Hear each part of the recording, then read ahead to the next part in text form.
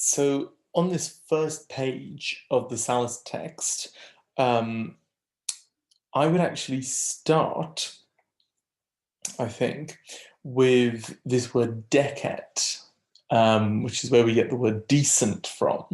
It literally it means it is proper for someone to do something, or it is fitting, or it is right for someone to do something. And the person goes into the accusative case, and the action that they should do goes into the infinitive. An old-fashioned English way of translating this would be to say it behooves someone to do something. So, so let's say it is fitting for, decet, and then the accusative is omnis homines. Now, in more normal Latin prose, this would be omnes homines, accusative plural. So it behooves or befits all humans, qui, student, who are eager, studere means to be eager, to se praestare. Now, se is the reflexive pronoun. It's another way of just saying say. And the phrase se praestare means to set oneself above someone.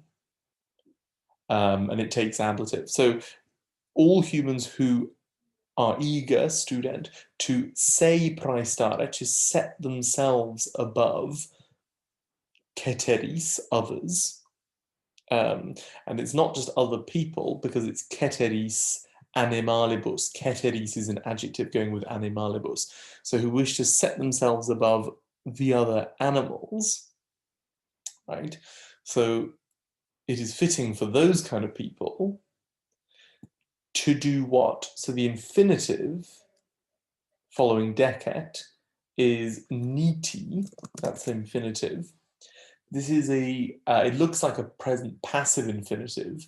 It's not actually passive. It just looks that way because the verb nitor is deponent. Nitor means I strive or struggle to do something. So it is fitting for those people to strive. And then we have this ablative phrase, summa ope, with the greatest might. And to strive not to do something, ne plus subjunctive. So this is a kind of negative purpose clause. To strive not, and then the subjunctive is transeant, not to go through, subjunctive of transire. Not to go through or pass through, and the object is vitam, life. And then silentio is an adverb, literally with silence, or in better English, we would say in silence. Veluti pecora. Now, velut or veluti means like, or just as, and pecora are cattle, animals of the field. So not to pass through life in silence like cattle. And then we hear a bit more about the cattle. The cattle quae, which nature, natura, nominative case, has made or fashioned, finxit, from fingere, to make or fashion or mold something. So which nature has fashioned prona. Prona, that means this is neuter plural agreeing with pecora and quae, and pronus means face down. Atque oboidientia, and obedient to the stomach, ventri. So ventri is the dative case of venter, meaning a stomach.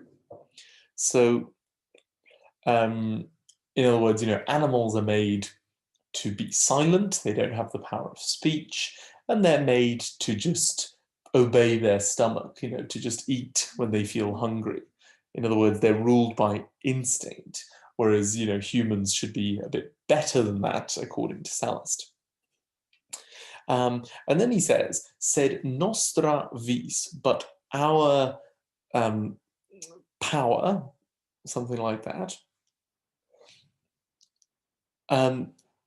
est sita, is located, is situated, omnis, entirely, right? Omnis is sort of agreeing with this here. It means something like as a whole. So our power as a whole is situated in animo, in the mind, et corpore, and in the body. In other words, animals' power is entirely in the body, whereas we have, strength of mind as well as of body. And then Sallust says, utimur, we use.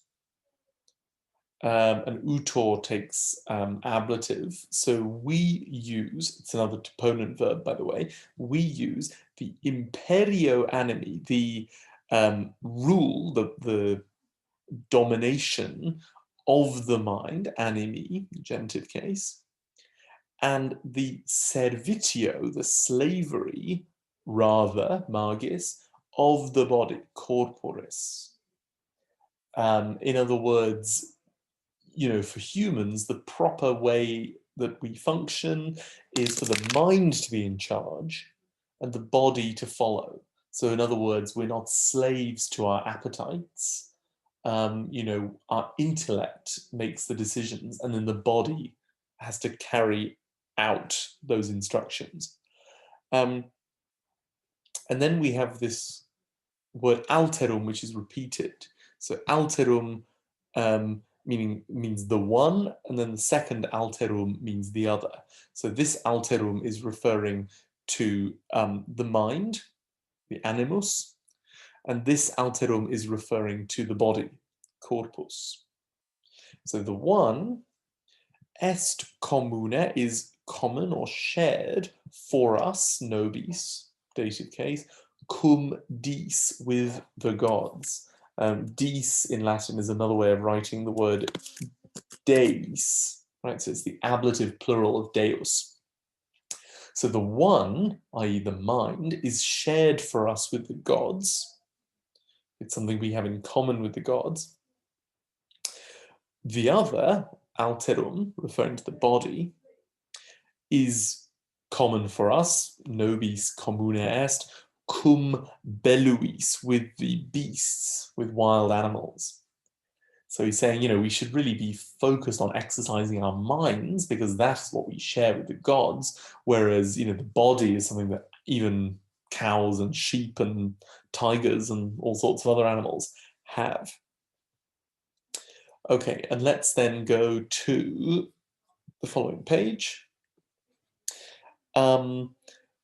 Quo literally means by which, ablative of qui, quae, quod. And so it means, you could say on which account, or even therefore, something that's like igitur. So by this, by which, because of this, it seems, videtur, more correct, rectius is a comparative adjective. It seemed more correct to me, mihi. And then this word esse, in some manuscripts of Sallust have the esse, others don't, but it doesn't really affect the meaning. The esse just means to be, so it seems to me to be more correct, which is pretty much the same. So it seems to me more correct to seek glory, quaerere gloriam, with the resources, opibus, ablative plural, with the resources of the intellect, ingeni, genitive of ingenium, than, quam, with the resources, opibus, of strength, vidium. Now, this is a slightly complicated thing. In Latin, the word vir, second declension, means a man. Whereas you've also got a third declension plural noun, vires, which means strength. So this is the genitive of vires. It's not from the word vir. So it seems to be better to seek glory with the resources of the intellect than of strength. And since the life quoniam vita, which we enjoy, qua fruemur. Now, fruor is another deponent verb meaning to enjoy, and it takes ablative. That's why you have qua here in the ablative case instead of quam in the accusative case. So the life which we enjoy is est itself brief, ipsa brevis.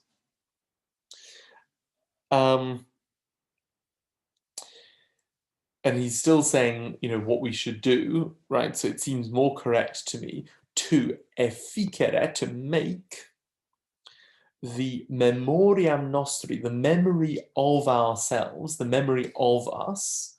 He's not talking about our capacity to remember things. He's talking about the way that we will be remembered by future generations, right? So we should make the memory of ourselves quam maxime longam. That means as most long, literally. And remember, in Latin, if you have quam plus superlative, that means as something as possible, like quam celerrime, as quickly as possible. So quam maxime longam means as long as possible. In other words, we should aim to be remembered for as long as possible. This is another rather unusual spelling, by the way. Maxime in more commonly would be written maxime with an I. Okay. And then he says, he wants to explain this a little bit more. He says, nam, for the gloria divitiarum, the glory of riches, right? Divitii are riches, the glory of riches and of beauty et formae is est fluxa, fleeting, atque fragilis, and fragile. Excellence, virtus. Now, the word virtue in English does come from virtus, but in Latin, virtus means any kind of excellence, not just moral excellence, right? So excellence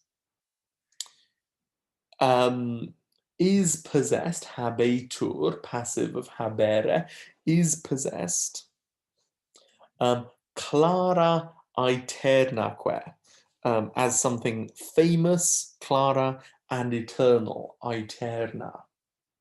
Now, there are two ways of translating habetur here. It could mean that it could be a meaning to do with possession, right? So it could mean that excellence is a possession that is famous and eternal, or it could have a meaning related to considered. So it could mean that excellence is considered to be famous and eternal. Could have either of those meanings. Sed diu, but for a long time, there was, fuit, a magnum certamen, a great dispute, inter mortalis, among mortals, among human beings.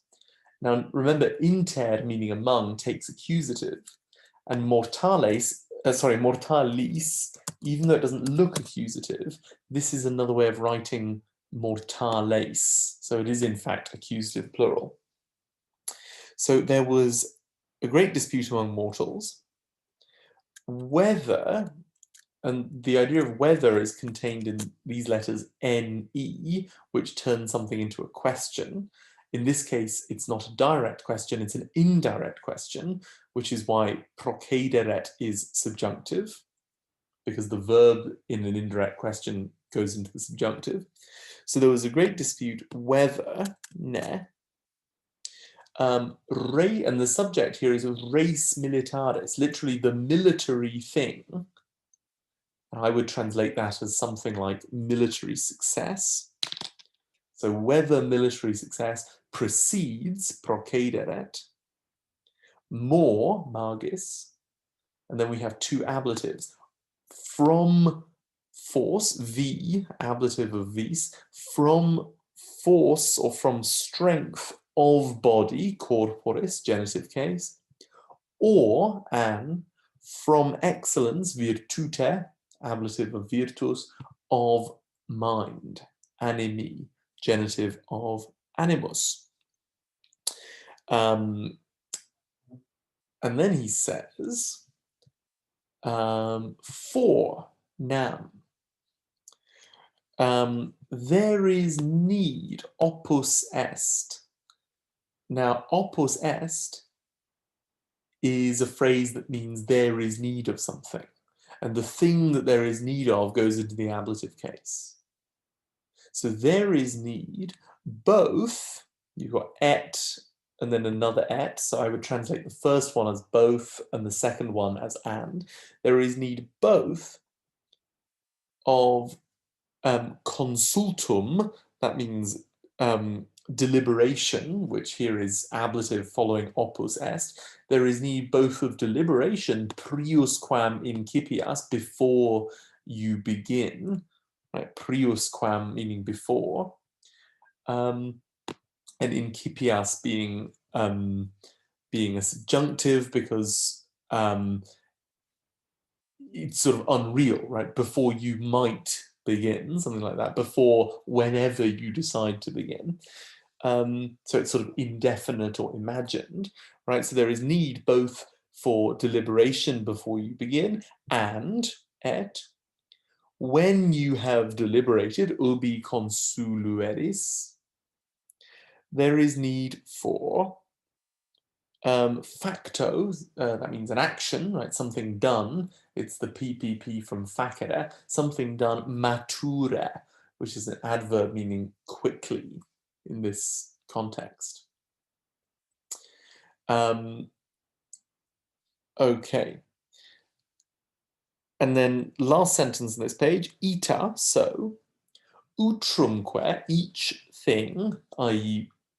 strength of mind and strength of body, each thing indigens, that means lacking or being inadequate, per se, in and of itself, literally through itself, inadequate in itself, needs, eget, the help, right? Egere takes ablative, so needs the help. Alterum alterius, the one of the other. So the one, nominative case, needs the help of the other, genitive case. So in other words, strength of mind needs strength of body, and vice versa.